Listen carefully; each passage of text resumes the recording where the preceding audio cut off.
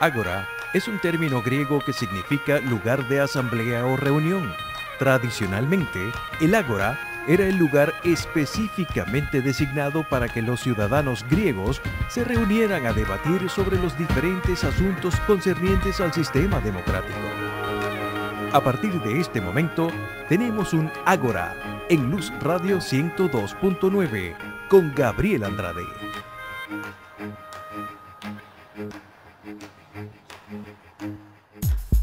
Saludos amigos, bienvenidos a Ágora. Hoy me acompaña en la edición y montaje William Velarde, en el control técnico Franklin Balmar, nuestra productora es Norelba Torres, Jesús Urbina es el director de Luz Radio y quien les habla, Gabriel Andrade, estará en la conducción. @Gandrade80 es mi Twitter. Hemos establecido contacto con Félix Ballesteros, él atiende esta llamada desde España. Félix es autor del libro Grandes Desastres Tecnológicos por la editorial Nautilo. Saludos Félix, bienvenido.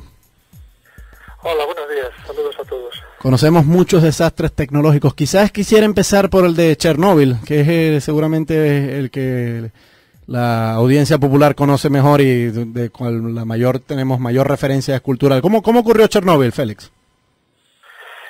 Mira, permítame que te lleve la contraria. Dice la audiencia popular conoce mejor. Conocerlo quizá no sea la palabra. Ha oído hablar mucho de Chernóbil, sí. Pero yo te aseguro que para conocer lo que sucedió realmente en Chernóbil he tenido que estudiar mucha información y a veces muy contradictoria. Sí.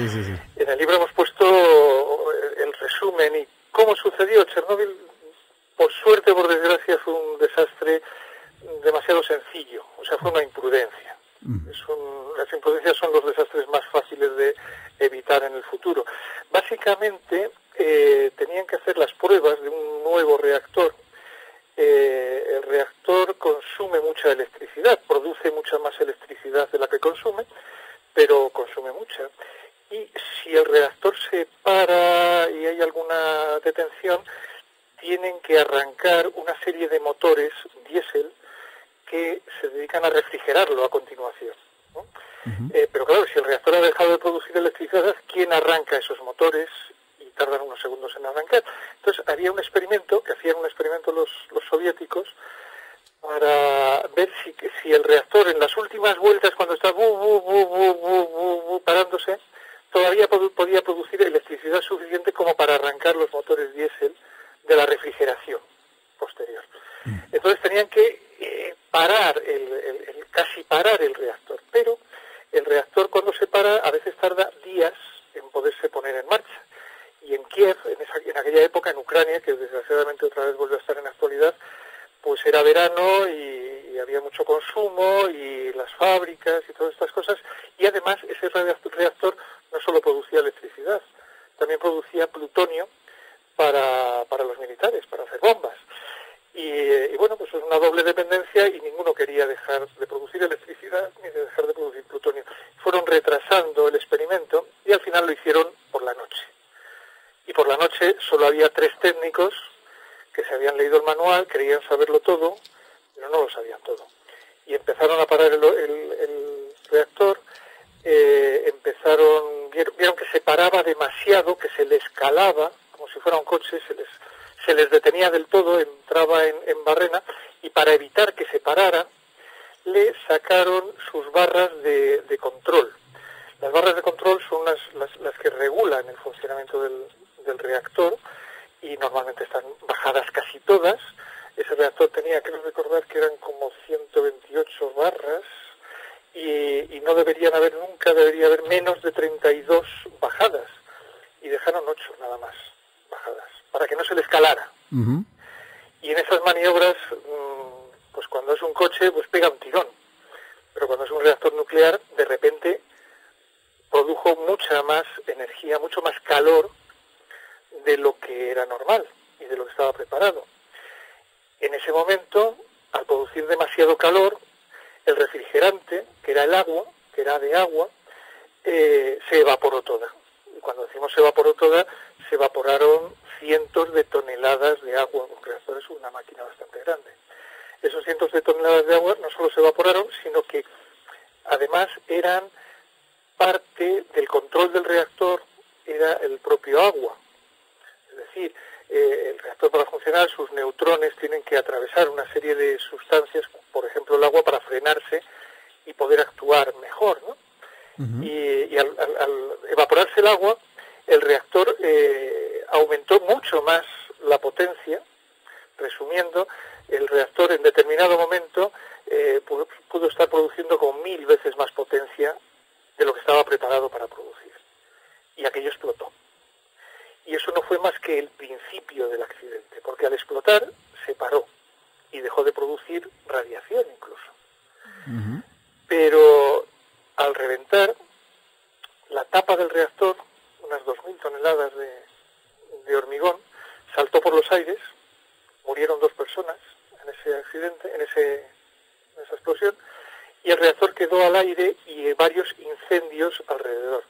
Las autoridades soviéticas tuvieron el mal resultado de mandar a los bomberos allí a apagar el fuego sin protección de radiación y sin decir nada a nadie más. Murieron 40 y tantos bomberos por la radiación.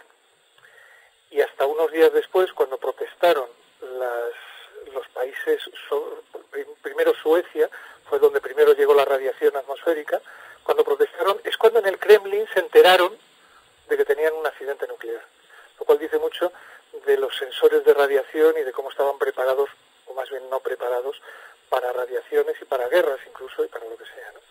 En ese momento dijeron de despoblar la zona, pero ya era demasiado tarde, ya había muerto gente, ya la radiación había salido, y curiosamente, bueno, lo siguiente es saber cuántos realmente murieron por culpa de Chernóbil.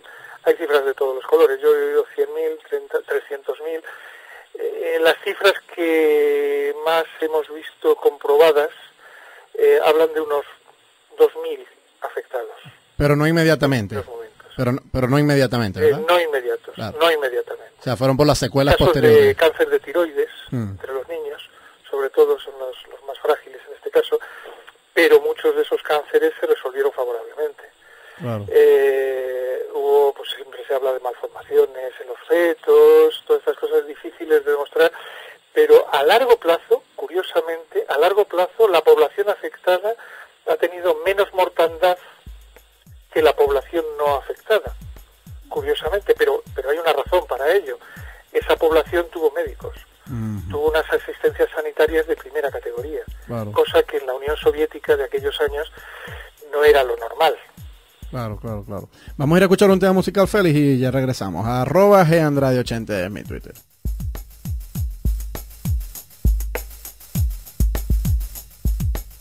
Seguimos en Ágora, @GAndrade80 es mi Twitter. Vengo conversando con Félix Ballesteros, él es coautor del libro Grandes Desastres Tecnológicos por la editorial Nautilus. Cubríamos en el segmento anterior, Félix, el desastre de Chernóbil, que si bien, como tú bien corregías, no es que la gente sepa mucho sobre esto, pero sí es el de los desastres tecnológicos claro, de fechas recientes es el que más se ha escuchado. Ahora, después de toda esta lección que tú nos has dado sobre, bueno, lo terrible que fue aquel acontecimiento, y en vista de que la Unión Soviética cayó y el comunismo nunca volvió como sistema, salvo, bueno, en Corea del Norte, Cuba y quizás ahora Venezuela también, en la mente de mucha gente creyó la idea de que un desastre como ese nunca más se iba a repetir, porque alguna gente incluso lo asoció al comunismo, ¿no? Porque, bueno, era la ineficiencia burocrática, no podía llevar a cabo los controles adecuados, etcétera. Pero se llevó una gran sorpresa cuando uno de los grandes países capitalistas, Japón, pues en el desastre de Fukushima pareció vivir algo parecido, y entonces pareciera que la lección de Chernóbil como que no se terminó de aprender. ¿Qué pasó en Fukushima? Nunca se aprenden los errores. Vamos a ver, los grandes desastres no suceden ni con el comunismo ni con el capitalismo, suceden cuando alguien cree que no hay que prepararse para los desastres. Ese es el mayor de los problemas. Y en Fukushima el problema no fue tanto que no estaban preparados, como que fue un tsunami, un terremoto, el mayor de la historia. O sea, nunca se había tenido un movimiento de tierra de esa envergadura. Cambió el eje de la Tierra, cambió la duración del día por el movimiento de tierra que hubo, ¿no? Fue tremendo. Pero casualmente resulta que el desastre de Fukushima no fue el terremoto, o sea, las 4 centrales de Fukushima, un detalle de Chernóbil, explotó una central, las otras 3 siguieron funcionando durante 20 años, ¿eh? Es curioso. En Fukushima había 4 centrales también, y las 4 se pararon, ellas de voluntad propia de los técnicos las pararon por culpa del terremoto. Se ha movido la tierra, vamos a ser prudentes y vamos a dejar de producir electricidad, no vaya a ser que haya cortocircuitos en las casas que se han hundido, líneas de alta tensión que caen sobre otras casas, vamos a cortar la electricidad. Pero al cortar la electricidad, lo mismo que en Chernóbil, el problema es que justo después hay que ponerse a refrigerar los reactores. Los reactores tardan días en enfriarse. Son muchas toneladas muy calientes y tardan días enteros en refrigerarse. Y para esa refrigeración tienen unos motores diésel preparados que arrancaron perfectamente y mantuvieron la refrigeración. Hasta ahí todo bien. Pero luego llegó el tsunami, llegó la ola, y Fukushima estaba al lado del mar. Estaba al lado del mar porque para transportar las enormes piezas de los reactores viene muy bien tener un puerto, estar al lado de un puerto y que lleguen un barco facilita mucho las cosas. Estaban al lado del mar y los motores diésel estaban en el lado del mar, más exactamente los depósitos de gasoil de los motores diésel estaban en el lado del mar de las centrales y la ola los barrió.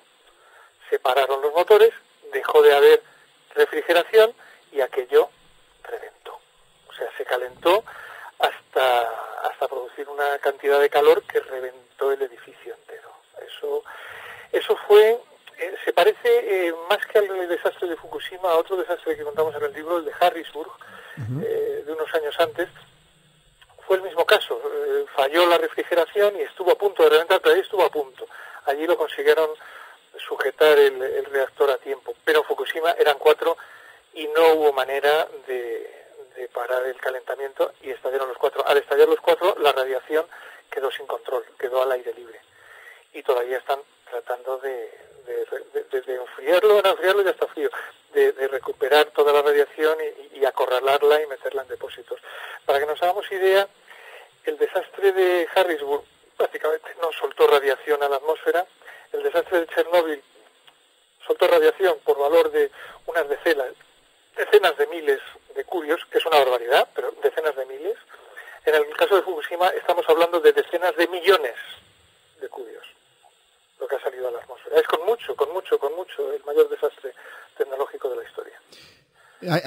¿A quién le podemos...? Hay que reconocer una cosa, y es que toda esa radiación, todos esos materiales radiactivos estaban simplemente concentrados ahí. Los materiales radioactivos están en el suelo, en las minas, se recolectan, se concentran en un sitio y ahí son peligrosos, pero dispersos por el campo o dispersos por todo el Pacífico, como está ahora mismo lo de Fukushima, el peligro para la población no es preocupante. En el caso de Chernóbil y de Fukushima, ¿hay alguien que debe ir a la cárcel, Félix? Porque siempre ustedes los científicos... Bueno, el director, y cuando nos hablan de esto no nos señalan nombres, es decir, esta persona, sino dicen, bueno, catástrofes que ocurrieron, pero casi quedan como en el anonimato. Vamos a ver. No, en el caso de Chernóbil había 3 técnicos con nombres y apellidos, en el libro ponemos los nombres y qué hacía cada uno y qué es lo que hizo mal cada uno, y los 3 acabaron en la cárcel, bastante tiempo. El director de la central se suicidó. Los políticos que gobernaban Ucrania y la Unión Soviética, esos, sin embargo, no recibieron ninguna culpa y fueron los que enviaron a la muerte a 40 y tantos bomberos sin protección y sin información. O sea, es que los políticos al cargo de la central ni siquiera avisaron al Kremlin. ¿Cómo se llamaba? El presidente de la Unión Soviética se enteró porque protestaban los suecos por la radiación. Pero ningún hospital y ninguna central militar de nada de Moscú había detectado la radiación. El presidente se enteró porque protestaban los extranjeros y se lo tenían que haber dicho los políticos locales. Ocultaron el problema. Aquí no ha pasado nada, échale tierra. Esos tendrían que haber tenido responsabilidades y que yo sepa no las tuvieron, más que el comunismo desapareció, entre otras cosas por esas ineptitudes, ¿no? Claro. Y en el caso de Japón, ¿hay responsables que podamos señalar directamente? Hombre, el que fue culpable del terremoto, pues no sé si se le puede culpar a alguien de esto, ¿no?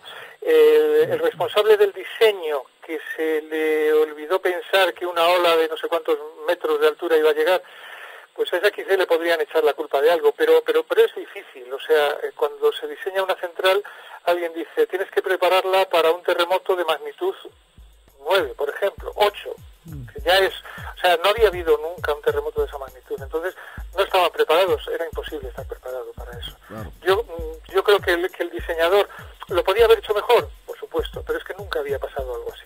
Claro. Bueno, vamos a ir a escuchar un tema musical. Mejor. Vamos a ir a escuchar un tema musical y ya regresamos. @GAndrade80. Venga, hasta ahora.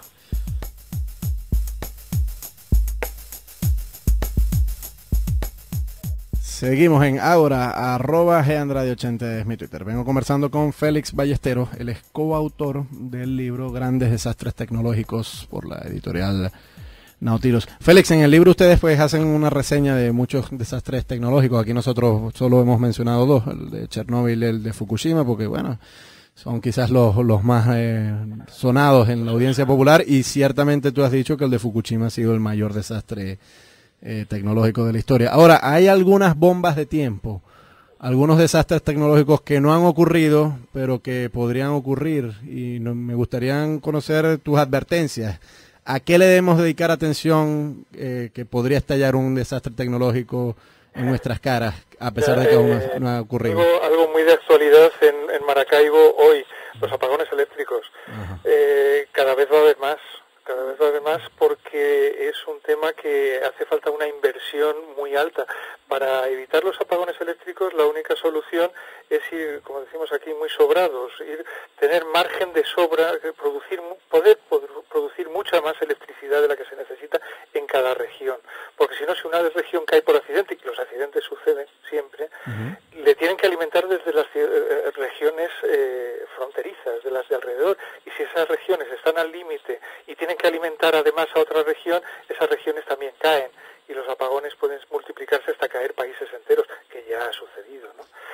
Pero los ecologistas dicen que eso no es sostenible y que lo que tenemos que hacer es reducir el consumo, que no hay de otra. ¿Tú cómo ves eso? Hay que hacer las dos cosas, hay que reducir el consumo, pero volver a la edad de piedra lo veo impensable con la población actual. Sí. Para reducir el consumo pues, habría que empezar por reducir la población. Se pueden hacer muchas cosas, por ejemplo, se pueden tener bombillas LED, se pueden hacer cosas así, pero, por ejemplo, el petróleo, para desgracia de Venezuela, se acabará en décadas, no en siglos. Y cuando se acabe el petróleo, los coches tendrán que ser eléctricos. Y la electricidad habrá que producirla de alguna manera imaginativa. Y cada vez se necesitará más electricidad si queremos movernos, porque pensemos que si queremos volver al mundo de los caballos también comen.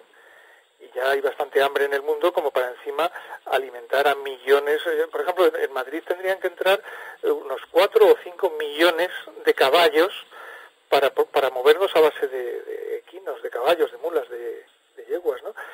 Alimentar a esos millones de caballos también produciría hambre. O sea, es que está todo llevado al límite con la población que hay, o se reduce la población, cosa nada sencilla ni agradable, o el problema es optimizar los recursos y ver qué es lo que hace menos daño. Bueno, con la cuestión con la cuestión de los alimentos, alguna gente ha propuesto la solución de los transgénicos, y ustedes en el libro advierten que eso tiene algún riesgo. ¿Qué riesgo ves tú en los transgénicos? El riesgo de no hacer los experimentos como es debido, el riesgo de no invertir suficiente en estudiar las cosas, y el riesgo también de politizar el tema, porque hay veces que simplemente el transgénico es una tecnología, y la tecnología hay gente que le tiene miedo. Un ejemplo muy tonto. Hasta esta mañana yo estaba en un pueblecito del centro de España, pueblo de 100 habitantes, ¿no? Y hay 2 panaderías, y la gente tiende a comprar el pan en una de las panaderías porque en la otra calientan el pan con un microondas. Es la técnica con la que le utilizan. No, eso lo hacen con un microondas, esto lo hacen en un horno, esto es mejor. Bueno, pues a mí me puede gustar un pan u otro, pero el que lo hagan en microondas no es estrictamente malo en sí mismo. Sin embargo, el que algo sea transgénico, hay gente que le parece el anticristo, y a lo mejor es la única solución para comer. Un detalle, el maíz que comemos, todo el maíz que comemos, absolutamente todo, es desde hace más de 500 años, es transgénico. Claro. El maíz natural no puede reproducirse sin ayuda del hombre. Es el resultado de una manipulación genética. Que se ha hecho por la vía lenta, a base de cultivar unas cosas y mejorar el cultivo y seleccionar las plantas. Se ha hecho por la vía lenta y entonces parece que no es ningún problema. El problema es cuando se hace por la vía rápida. Bueno, el problema ciertamente puede ser cuando se hace por la vía rápida si no se toman las precauciones, si no se estudia y si no se da tiempo a los técnicos, a los ingenieros para dar su veredicto. Cuando hay prisas, cuando les dicen esto tiene que estar para este mes porque las elecciones son el mes que viene, entonces es cuando los técnicos pueden cometer muchos más fallos y las cosas salir mal. Y en los transgénicos, como en todo, pues hay riesgos. Bueno, si se hacen las cosas mal. Los tecnófobos y los luditas y neosluditas siempre nos han dicho hay ciertas cosas con las cuales mejor no meterse, mejor no satisfacer nuestra curiosidad. Yo no me llevo la impresión de que tú seas ludita en este libro, Félix, para nada. Pero sí supongo que hay alguna que otra cosa que tú dirás que es mejor que el hombre no se meta con eso. ¿Cuáles serían esas 2 o 3 cosas que tú dirías? Mira, te lo voy a decir secuencialmente en el tiempo. En el siglo XIX el anticristo era la electricidad. Y cuando se aplicaba la electricidad a un muerto, pues salía Frankenstein. Ajá. ¿Vale? En el siglo XX, la primera mitad sobre todo del siglo XX, el anticristo era la radioactividad. Y el Godzilla, por ejemplo, el monstruo Godzilla, sí, todos entendían que salía de la Tierra porque la radioactividad de las bombas lo había despertado. La radioactividad era lo que le hacía todo malo. Ahora, en este momento, quizá lo más peligroso puede ser la biología. La biología, la manipulación genética sin control puede dar lugar a muchas cosas, pero también es la mayor esperanza de la humanidad. Wow. O sea, la biología bien desarrollada, invirtiendo bien en biología, puede arreglar enfermedades, mejorar nuestra vejez, y tengo 61 años, por lo que eso me gustaría mucho, mejorar la infancia, mejorar la memoria, la inteligencia, hasta el sexo lo podrían mejorar. O sea, la biología es la gran esperanza de la humanidad, pero como todas las grandes esperanzas, mal desarrollada, podría ser el gran peligro. Las armas biológicas son potencialmente el mayor problema de la humanidad, y si no, vete a Sierra Leona, cruza el Atlántico, y en Sierra Leona tienen una epidemia de ébola que dice, y esto es por casualidad, si fuera algo aposta, ¿qué podría ser, no?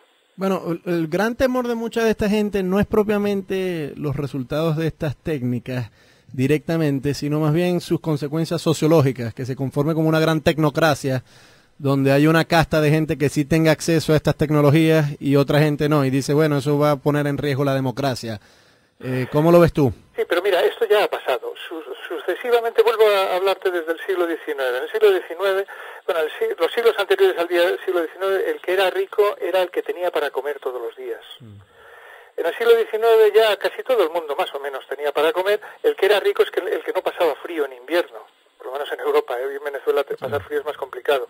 En el siglo XX, a mediados del siglo XX, el que era rico es el que tenía buen transporte, buenas facilidades de transporte. Los coches de los norteamericanos nos daban envidia a todos, porque todos tenían coche y nosotros no. Ahora mismo la definición de riqueza es tener buenas comunicaciones, tener una buena conexión a Internet, tener una buena televisión, tener una buena radio, etcétera, ¿no? En el futuro, el ser rico o no ser rico efectivamente tendrá que ver con tener un buen acceso a unos servicios médicos avanzados o una ingeniería genética que permita evitar que tus hijos nazcan con determinadas taras o enfermedades, ¿no? Ese puede ser el futuro, previsiblemente será el futuro. Ya antes hemos tenido ese problema de que los ricos, bueno, pues no solo los ricos tienen coche ahora mismo, y no solo los ricos tienen Internet. Efectivamente, ahora mismo solo los más ricos tienen la mejor medicina, pero yo quiero pensar que es cuestión de 10, 20 o 50 años que esos avances tecnológicos, médicos, biológicos o de todo tipo lleguen a la mayor parte de la población. Es cuestión de cultura, de invertir, de trabajar, de que cada uno trabaje, intente ser lo mejor en en su trabajo claro, Hacienda, claro. y si todos lo hacemos a la vez, el médico de al lado también estará haciéndolo bien y conseguirá que su medicina nos llegue a los demás. Claro, ¿no? claro. Pero tenemos que ser todos a la vez. Claro. Bueno, Félix, te agradezco mucho, el tiempo se nos ha acabado, muy esclarecedor y te deseo el mejor de los éxitos en la promoción de este libro. Gracias a William Velarde, que estuvo en la edición y montaje, Franklin Palmar en el control técnico, Norelba Torres en la producción, Jesús Urbina es el director de Luz Radio y quien les habla, Gabriel Andrade, estuvo en la conducción. @GAndrade80 en mi Twitter.